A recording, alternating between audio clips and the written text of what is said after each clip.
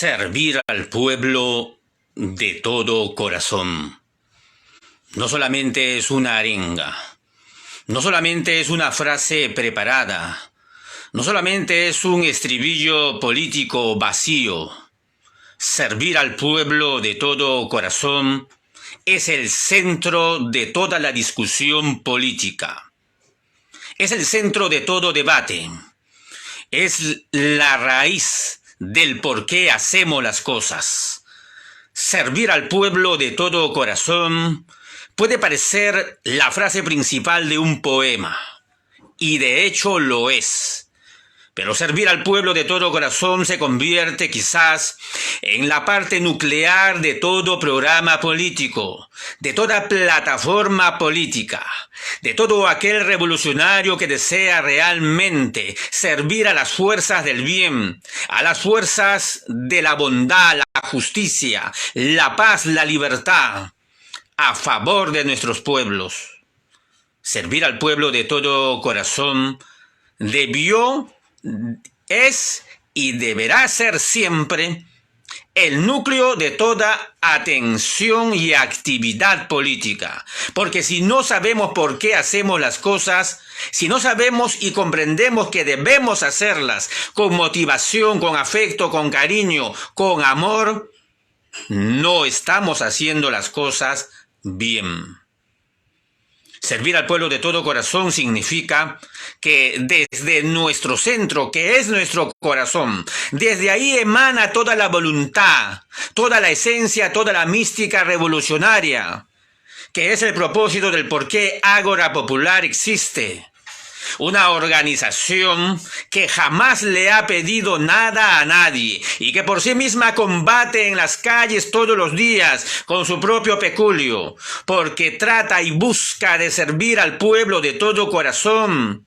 No hay otro propósito en la sana política que no sea el hacerlo bien. Ese servicio, esa bondad, esa práctica de servir es el verdadero centro de la política, que fue enseñado por grandes maestros desde la antigüedad y fue enseñado como siempre en el corazón de todos los ideólogos auténticos de la revolución, comenzando por el primero de ellas o de ellos, el maestro Jesús de Nazaret, que por supuesto es un maestro revolucionario.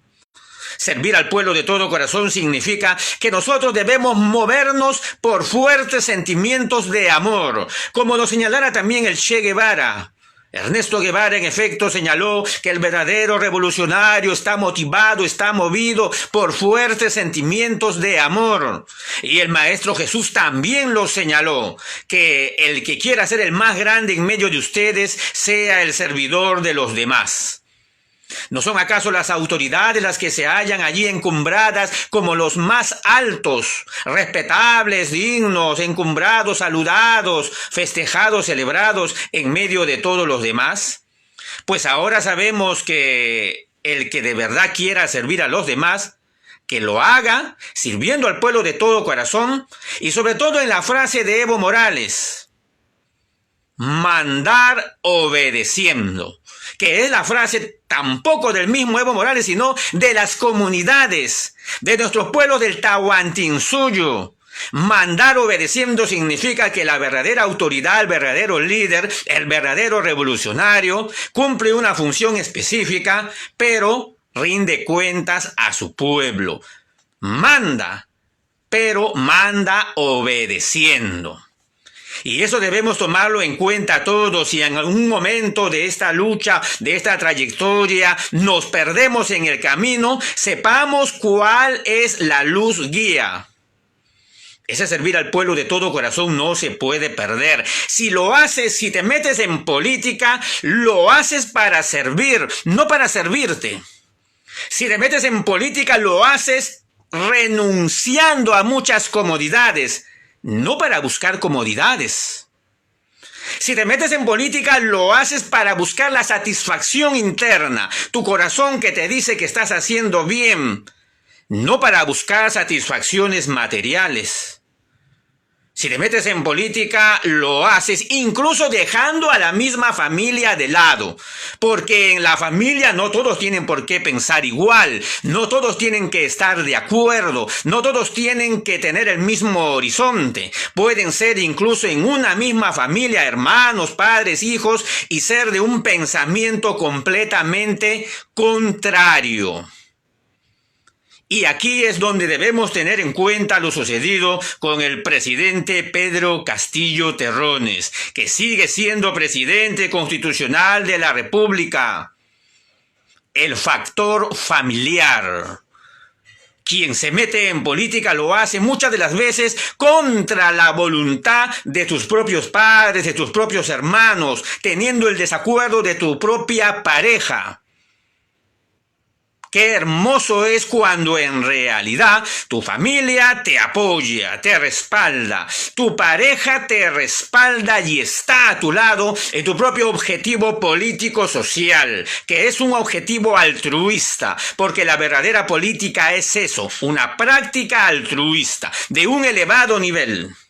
No confundan la política con las actividades que realizaron estos delincuentes que se han metido en ella. Los de apellido García Pérez, los Kuczynski, los Fujimori, los Ollanta, los Humala, etcétera, etcétera, no son otra cosa que delincuentes metidos en política. Eso siempre debemos repetirlo. No caigamos en el error de decir que ellos son los políticos. No, la verdadera política recién se va a demostrar y recién se va a aplicar. La verdadera política es el servicio. El sacrificio por los demás, no lo que practicaron esos vulgares individuos que se metieron a robar todo lo que han podido y que continúan haciéndolo todavía dentro de la dictadura boluartista, que son sus últimos minutos, meses, semanas que tienen el poder. Téngalo por seguro. Pero el factor familiar es muy interesante e importante, porque la familia es la que te apoya. Y si tienes un apoyo familiar, el político, el verdadero político revolucionario, logra avanzar varios espacios, varios cuerpos y toma la delantera, porque tiene un respaldo más que económico, el respaldo anímico, espiritual, el soporte moral que todo individuo necesita como tal, porque somos seres humanos. El profesor Pedro Castillo ha tenido y tiene el respaldo de una gran cantidad de sus familiares, por no decir todos, familia numerosa de Chota, de Cajamarca, que lo ha venido respaldando hasta hoy, aún en sus peores momentos. Y esa solidaridad de hermanos en lo espiritual y hermanos en la sangre es lo que siempre hay que destacar. Incluso tus propios aliados políticos pueden dejarte, pero la familia no te abandona. Eso está bien, siempre lo vamos a resaltar. Pero aquí hay un asunto importante también.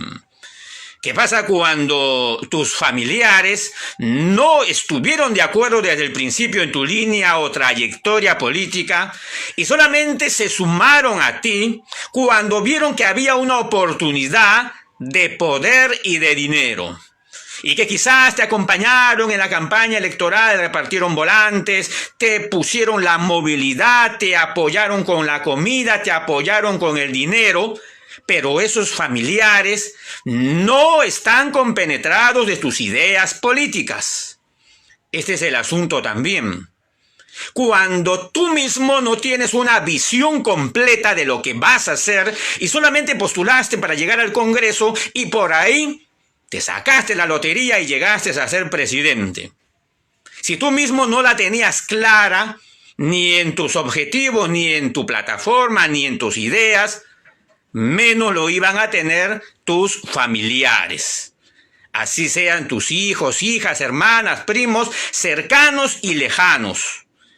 Claro, te respaldan en tu campaña, te dieron su cariño, a su amor, su apoyo monetario, pero llegado el momento en el poder, al no tener la base moral y ética, se trastornan y se vuelven simples mercaderes y negociantes. Nada más. Eso sucede con cualquiera, sea de izquierda, derecha o lo que sea. Aún sean familiares. Y lamentablemente eso es lo que ha pasado en gran medida en el entorno del presidente, del todavía presidente Pedro Castillo Terrones. Y ese es el quid del asunto que tenemos que comprender, porque no se trata de una pelea de izquierdas-derechas. Tampoco se trata de una pelea simple entre mafias, de dictadura contra pueblo, que son factores que lo estamos viendo y comentando a diario. Pero acá también está el factor familiar. ¿Qué sucede cuando tu familiar cercano no está convencido de que tienes que servir al pueblo de todo corazón?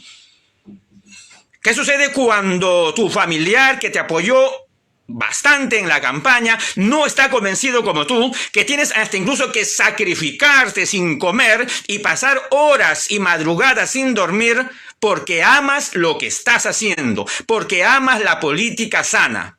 Tú sí, pero tu familiar no. Tu familiar quiere una retribución justa e injusta, está invirtiendo para lograr algo monetario, material. Ese es el asunto.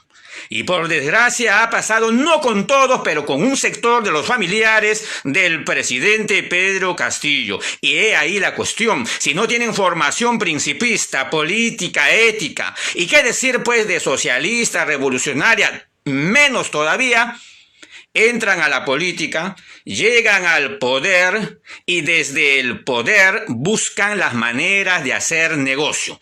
Conseguir un poco de billete por acá, aprovechar tu poder por allá, aprovechar la imagen de tu familiar poderoso más allá, contactarte con empresarios para hacer negocios y llevarlos a los municipios pobres, municipios que necesitan de obras y que nadie lo niega. Pero es fatal, muy fatal cuando un familiar o familiares del presidente Castillo llevan a empresarios privados, pequeños, medianos o grandes, con autoridades municipales. ¿Para qué? Para realizar obras. Y valiéndome de que yo soy familiar de Pedro Castillo, creo toda una teatralización para hacer efectivo una determinada obra, por supuesto con inversión y favorecimiento para el que ha contactado, por no decir lobby o coima. Este es el asunto. Por allí la prensa basura y los enemigos del Perú penetraron para socavar a Pedro Castillo, valiéndose de tamaño error. Porque cuando eres presidente no puedes colocar a familiares en los cargos porque ahí está el nepotismo. Obviamente si el familiar también pertenecía a tu misma organización política con su propia trayectoria, allí sí el familiar podría retentar o realizar ser parte de la estructura de la nueva gestión, del nuevo gobierno. Y aún así también hay leyes que hablan sobre el nepotismo. Entonces, si no pueden entrar en cargos porque son tus familiares, porque hay leyes, lo otro sería que actúen sin cargos. Pero si actúan sin cargos, tienen que hacerlo, como dice la frase principal de esta transmisión, sirviendo al pueblo de todo corazón. No para lograr una coima, una tajadita de tal o cual obra. ¿Por qué? Porque hay leyes en el Estado donde tienes que convocar concurso público. Donde así seas presidente, ministro, no te puedes reunir con un empresario privado que tiene negocios con algún ministerio, que tiene negocios con el Estado. Ese es un tremendo error que no puedes cometer, porque estarías favoreciendo a tal empresa en tal negocio. Otra cosa es cuando haces reuniones públicas y todas las cámaras de televisión te transmiten, y es la agenda conocida públicamente.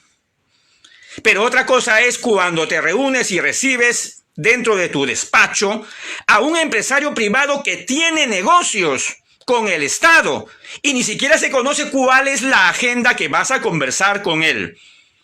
Eso no se puede hacer.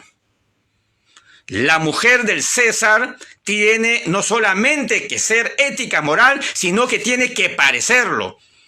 no solamente tiene que ser decente, sino también tiene que aparentarlo, porque estamos en un mundo donde todo es visual, donde todo es imágenes, y ya ven ustedes lo que sucedió con Pedro Castillo, porque las imágenes trabajadas por la prensa basura realmente distorsionaron toda la verdad. Pero ya están ahí los errores cometidos, pues, ¿no? El factor familiar es trascendental, es dialéctico, porque tiene una carga positiva y también una carga negativa. En lo positivo ya hemos señalado, nadie puede negar a sus familiares. Si eres autoridad y tienes algún ingreso, con ese ingreso legal, con tu sueldo de autoridad, claro que tienes que apoyar y respaldar a tus familiares, mantenerlos, cuidarlos, protegerlos en la medida posible, pero con tu sueldo. No favoreciéndolo con intersecciones, negocios, con inversiones, con coimas, con lobbies, no. Pero sin embargo, esto es lo que ha sucedido. Y en el lado positivo, claro que tienes que respaldar a tu familiar, pero cuando ya eres autoridad, más aún si ya has llegado a la presidencia de la República, ya no te debes a tu familia. Allí ya te debes al pueblo peruano. Dejas de ser Pedro Castillo, hijo, padre, hermano de un grupo familiar, y te conviertes en el presidente. Y ahí tienes que responder a todos los peruanos. Primero, ¿qué haces dando prioridad al familiar? Tienes que deberte a los 33 millones de peruanos. Más aún, si en la campaña electoral no solamente estuvieron familiares, sino en gran medida y desde un principio te ha respaldado un equipo político. En el caso de Pedro Castillo, presidente del Perú, secuestrado, él ha tenido y tiene a su grupo de profesores, al equipo magisterial. ¿Qué hay de ese equipo magisterial? Realmente siguió al profesor Pedro Castillo hasta el último momento. ¿Lo estarán acompañando ahora? Ay, claro que sí, pero no todos. Y la historia es muy larga de señalar, enumerar por capítulos. Pero si tú entras a gobernar, lo primero que tienes que hacer es gobernar con esa gente capaz, con esa gente técnica, política que te acompañó durante todo ese proceso. ¿Cómo vas a meter a familiares primero y dejar a tu equipo técnico político a un lado? Peor aún cuando dejas incluso a los miembros del partido político que te acompañaron para llegar a ese cargo. Mucho peor, ¿no? Este programa, por supuesto, que no es apto para fanáticos. Este programa, esta transmisión, es para decir la verdad. La sana política incluye que hagamos crítica y autocrítica. Si no es así, si no se resiste la misma, estamos por demás. El factor familiar es importantísimo, pero ahora que está secuestrado el presidente es aún más importante. Los familiares lo pueden llevar al despeñadero, pero también lo pueden auxiliar. El familiar está llamado a proporcionar la parte logística, la parte material, el apoyo moral. Y la parte técnica, política, legal, tiene que ser conducida por gente que te acompañe y comparta tus mismos ideales políticos. Porque desgraciadamente entre los familiares hay, consciente o inconscientemente, gente que está influenciado por la derecha, que tiene pensamiento de derecha, que tiene pensamiento del capitalismo sin que se den cuenta. Esa es la cuestión. Puede ser tu familiar, puede ser hasta tu pareja, pero si no está debidamente formada en trayectoria de años ese familiar, esa pareja, puede estar pensando en las antípodas de tus principios políticos. El factor familiar es importantísimo, hermanos de Ágora Popular. es más que importante. Servir al pueblo de todo corazón nos habla de la mística revolucionaria, porque estamos en pleno proceso de la revolución peruana. Aunque usted no lo quiera creer, estamos en ese proceso. La revolución peruana está en curso, que es parte de la revolución mundial.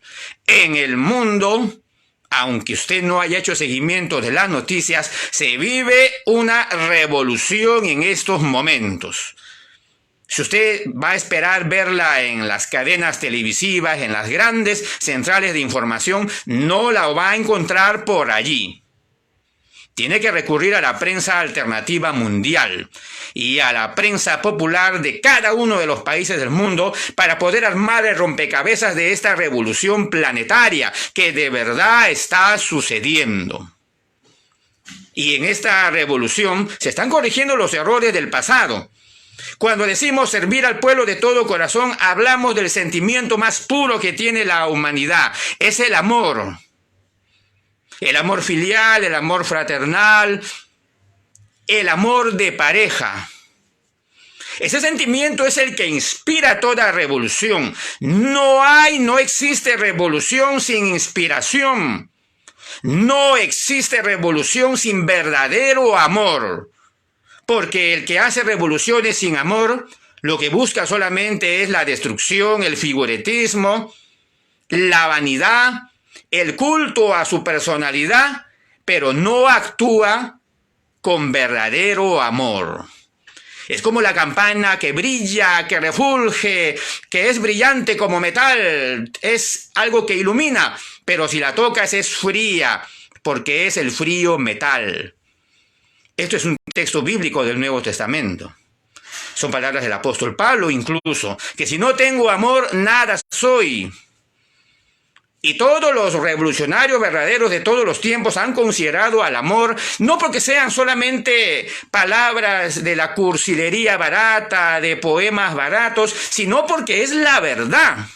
Y toda la humanidad ha funcionado en base al amor. El amor de pareja le sirve al revolucionario el sustento, la base, el trípode en el cual se basa, se fundamenta para continuar activando, para continuar haciendo, para inspirarse en las palabras. Todo revolucionario es un poeta, todo revolucionario es un actor que sabe medirse y sabe controlar sus palabras, subidas y bajadas, términos adecuados, palabras que compone a diario en cada expresión. Todo revolucionario es un poeta, es un orador, es un actor. Escribe, se expresa, se inspira y da señalamientos de por dónde conducirse. La figura de Pedro Castillo en estos momentos es la figura, estrategia principal de esta revolución peruana. Los que hablan de las nuevas elecciones, adelanto de elecciones, no están compenetrados con la actual realidad. El revolucionario ha dicho, Pedro Castillo sigue siendo el presidente, porque ama a esa figura que representa no solamente las aspiraciones del pueblo sufrido, de los golpeados, de los abandonados, de los humillados como Paco Yunque en la historia de César Vallejo. Representa Pedro Castillo esas aspiraciones legítimas de tantas generaciones. Es el segundo Atahualpa, el secuestrado. Eso representa Pedro Castillo. Ya sabemos sus errores, ya sabemos sus grandes fallas. Pero Pedro Castillo representa, más allá de su figura personal como buen padre o buen hijo, buen hermano, él representa la esperanza de toda una nación. Y representa una estrategia de batalla. No que sea un caballo de Troya, no. Pedro Castillo tiene que cumplir su papel. Y si no lo hace, pasará también al olvido. Y pasará al desprecio de las nuevas generaciones. Pedro Castillo cumple el papel de eje gravitante de esta estrategia revolucionaria, porque millones de peruanos confían en él. Quizás no han analizado la situación, pero ¿qué es lo que los mueve a esos millones de peruanos? Es esto de acá. es el corazón. Ese sentimiento no puede dejarse de lado. En cualquier análisis marxista, leninista, mariateguista, lo que sea, no se puede dejar de lado este aspecto, el aspecto del sentimiento, el aspecto de las emociones. Hay muchas emociones en nuestro pueblo. Hay el sentimiento del amor, la solidaridad, que es la flor de los pueblos. Y también hay el sentimiento del miedo. Hay el sentimiento de la cólera, de la rabia. Y créanme que cualquiera de esos sentimientos va a mover esta revolución. La sumatoria de esos sentimientos ya la está moviendo. Y en estos momentos históricos, cuando el sur vuelve a levantarse, porque tenemos conocimiento de lo que está ocurriendo en Puno en estos momentos, en el centro del país en estos momentos, en las comunidades amazónicas también en estos instantes, y en los pueblos del norte del Perú, a pesar de las tragedias de las últimas semanas, se están movilizando. Hay una aparente calma de la dictadura en estos momentos. Van a lavarse la cara sacando a Dina Boluarte el día de mañana o comenzando a sacarlo, pero eso solamente es una etapa. Es un traspié de la dictadura que ya no sabe cómo lavarse su propia imagen. La dictadura cae, pero la salida de Dina Boluarte es una artimaña que de darse solamente les daría unos días más de plazo o de vida a esta dictadura, que la encabeza el Comando Conjunto de las Fuerzas Armadas de Manuel Gómez de la Torre. Mientras tanto, la revolución peruana sigue en curso. Lo más hermoso de esta revolución peruana es que no tiene un líder centralizado, porque nuestros antepasados se organizaron en ayllus. Y si bien había la representación de un Zapac Inca, el líder principal, los principales líderes de comunidades se organizaban en grupos familiares. Y ahora se está haciendo de esa manera, de que hay líderes, pero no está todo centralizado en uno solo. El enemigo quisiera que todo esté centralizado en uno solo, pero no es así. Si estuviera centralizado en uno solo, desaparecen a ese uno solo y se acabó la revolución. Pero esto no es así. Se está desarrollando una organización en comunidades, en ayllus, en comités, en comisiones, o si quieres llamarlo, en células o cédulas. Células es la palabra, porque habla del núcleo celular, que formado a otra célula y a millones de células forman un tejido y un órgano en el cuerpo de cualquier ser viviente. Esta organización actual de los pueblos se está desarrollando sin copiarse de ninguna otra revolución. No estamos inventando la pólvora, es cierto, pero sí estamos haciendo las cosas genuinamente. Los que lo están haciendo no son necesariamente grandes leídos del marxismo, del comunismo, de las revoluciones anteriores, pero llevan en su intuición, en su naturaleza, ese conocimiento y esas ganas y esa capacidad de hacer las cosas así. Es que también se está desarrollando un despertar espiritual. En ese despertar espiritual comenzamos a recordar la experiencia que está en nuestros genes. En esos genes, en esa sangre heredada de Túpac Amaru, de Micaela Bastidas, de Túpac Katari, de Bartolina Sisa. En esos genes, allí estamos nosotros recuperando esa información, esa ciencia, esa sabiduría que nos va a impulsar ahora en el proceso que ya el Perú está viviendo. La revolución peruana dentro de la revolución mundial se está desarrollando. Sin calco ni copia.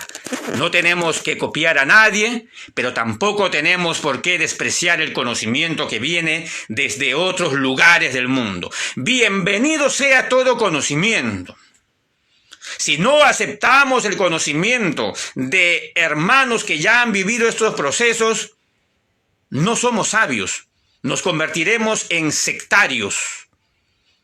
Pero por eso mismo, estamos llamados a sumar esa experiencia de otros pueblos más la experiencia propia.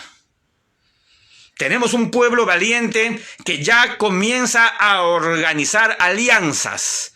Acá no se trata de un solo partido centralizador. La experiencia del marxismo se respeta y se asimila lo mejor.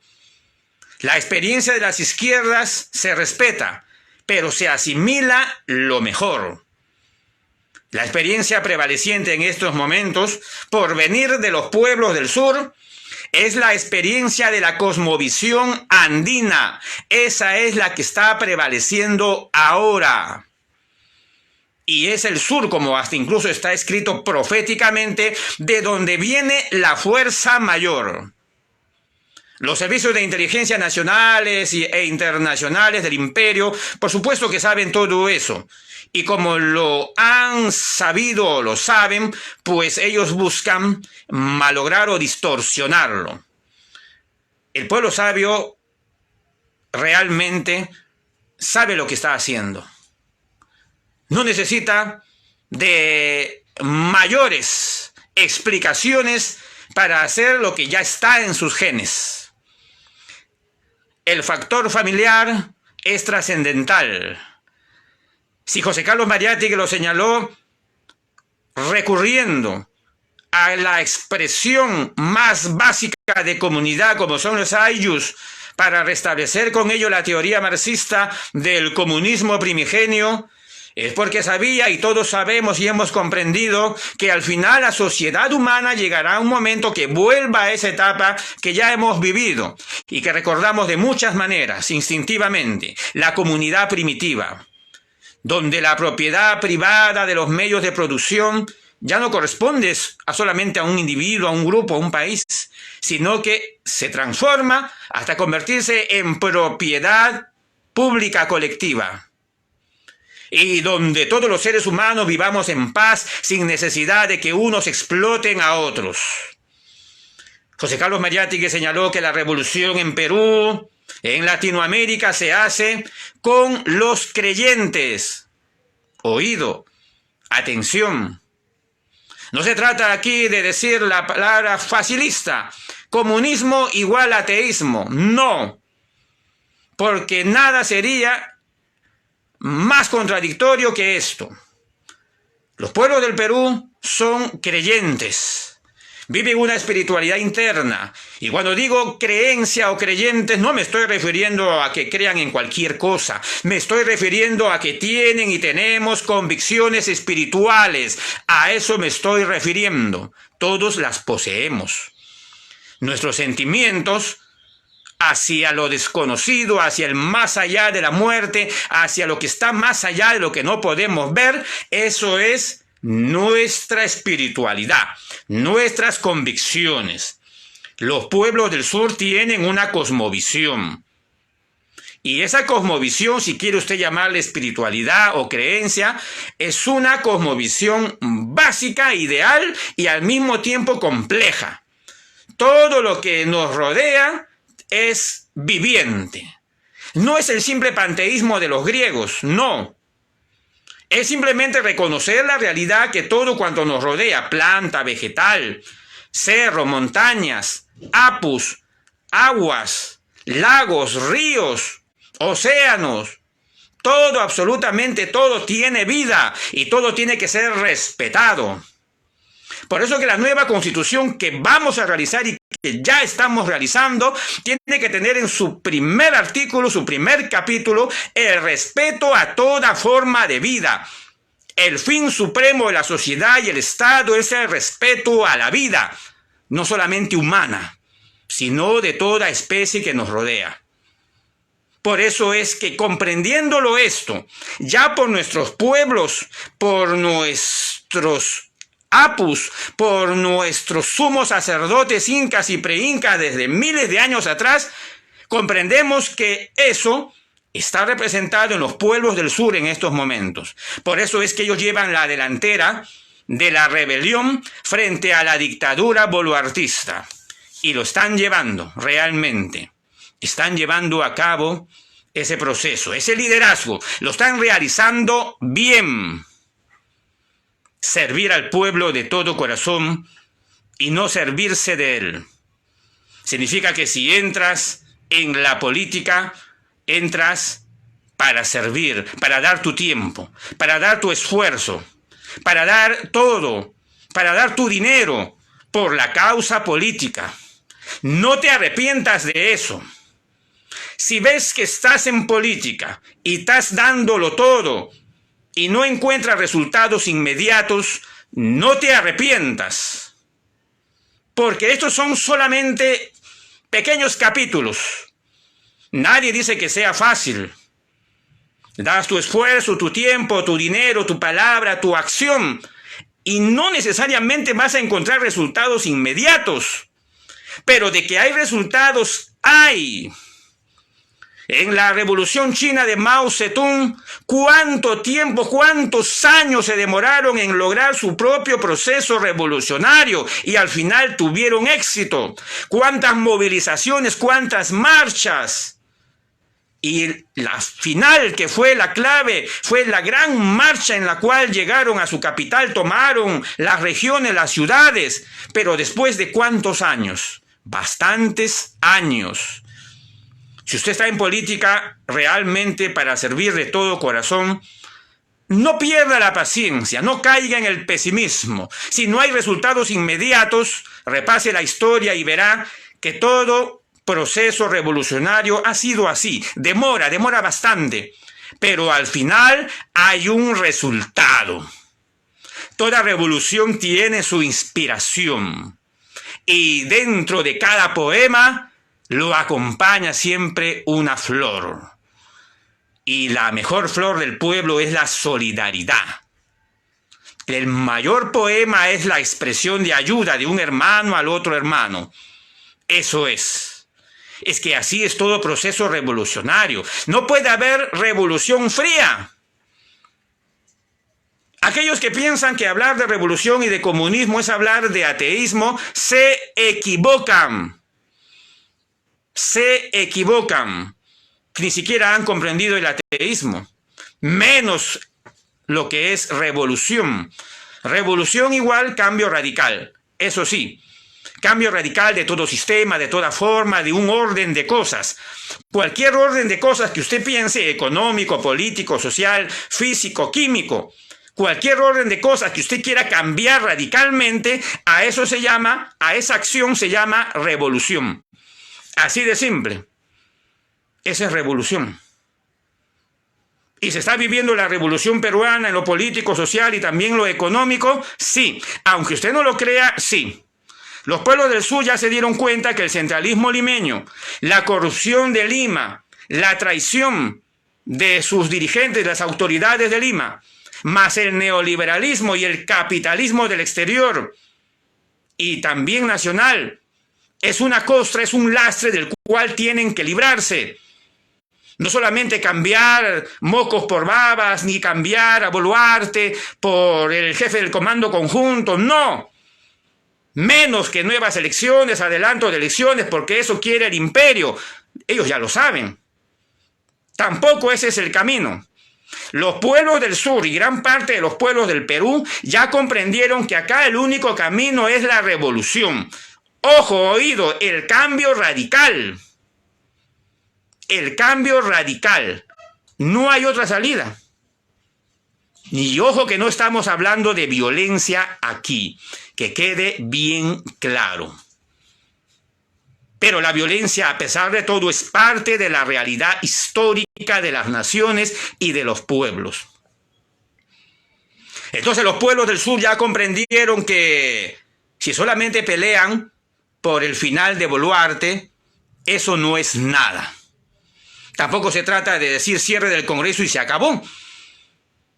Y a pesar de que el Congreso es en estos momentos casi el centro de la dictadura. Pero no solamente está el Congreso, está la Fiscalía. Está el jefe del Comando Conjunto de la Fuerza Armada, la cúpula militar de las tres armas son parte de la dictadura. Está el Ejecutivo, obviamente, Boluarte, Otárola y ministros. Están los caviares también respaldando la dictadura. Eso es verdad. Los caviares están respaldando la dictadura. Por eso es que los caviares, un sector de ellos está afanoso de rodear al presidente Pedro Castillo. ¿Para qué?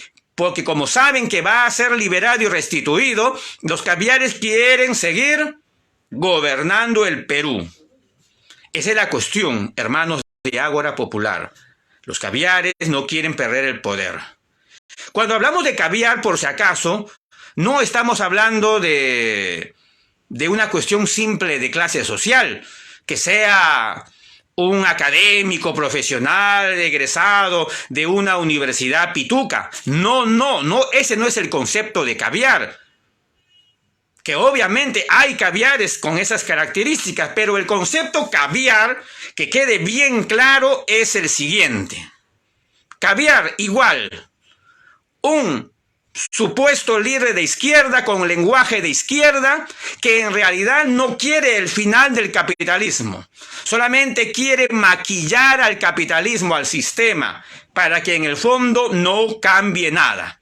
Y un caviar en la hora actual está sometido a un programa del globalismo mundial que es claro.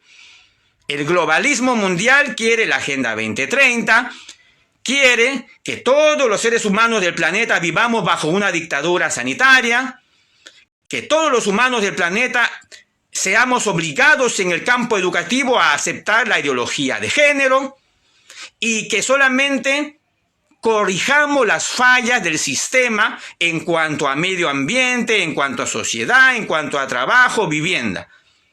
Los caviares en su programa político de hoy no incluye el derrocar al capitalismo.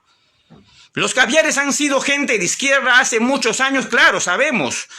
Los caviares han sido cuadros de la época de los 70, los 80, personas muy preparadas, en formación universitaria, pero esos jóvenes de ese tiempo, al ver que no se cumplía nada de su programa, de sus propósitos, de sus objetivos inmediatos, la mayoría de ellos, según su propio lenguaje, pisó tierra y se fue a hacer billete para sí mismo y abandonó la causa revolucionaria.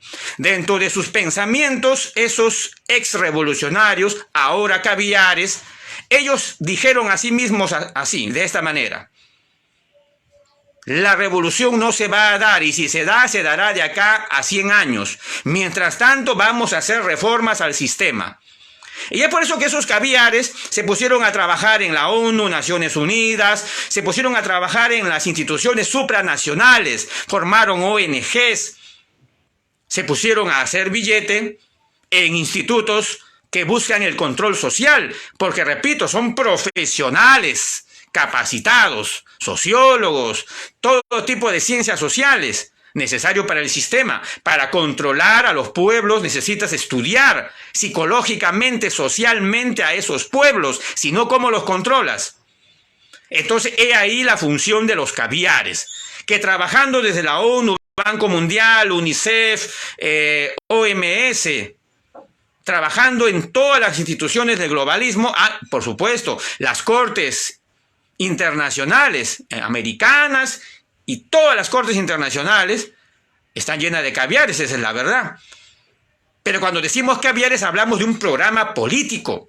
No que haya salido esa persona necesariamente de la Universidad Católica, puede haber salido también de la Universidad San Marcos, pero es un caviar, pues, porque su programa político, sus objetivos políticos es mantener al capitalismo y solamente hacerle pequeñas reformas y maquillajes, nada más. Y dentro de las maquillajes y reformas está la Agenda 2030, el LGBT, los supuestos derechos que ellos dicen defender ahora, que en realidad son los negocios de las grandes transnacionales. Ese es el negocio. Y por eso que están ahí, porque ahí hay billete. Ese es el caviar. Entonces, los caviares no quieren perder lo que han ganado durante estos años. Por eso que están apoyando y respaldando a la dictadura con un brazo. Y por otro brazo, están respaldando el adelanto de elecciones. Los caviares se la juegan todas, están con un pie en un lado, con un pie en otro lado, y otro tentáculo por acá y otro tentáculo por allá. Y uno de sus tentáculos quiere rodear a Pedro Castillo de nuevo.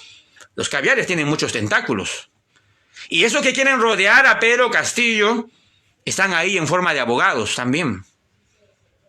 Quieren desplazar a abogados del campo popular como Wilfredo Robles, lo quieren desplazar para meterse ellos.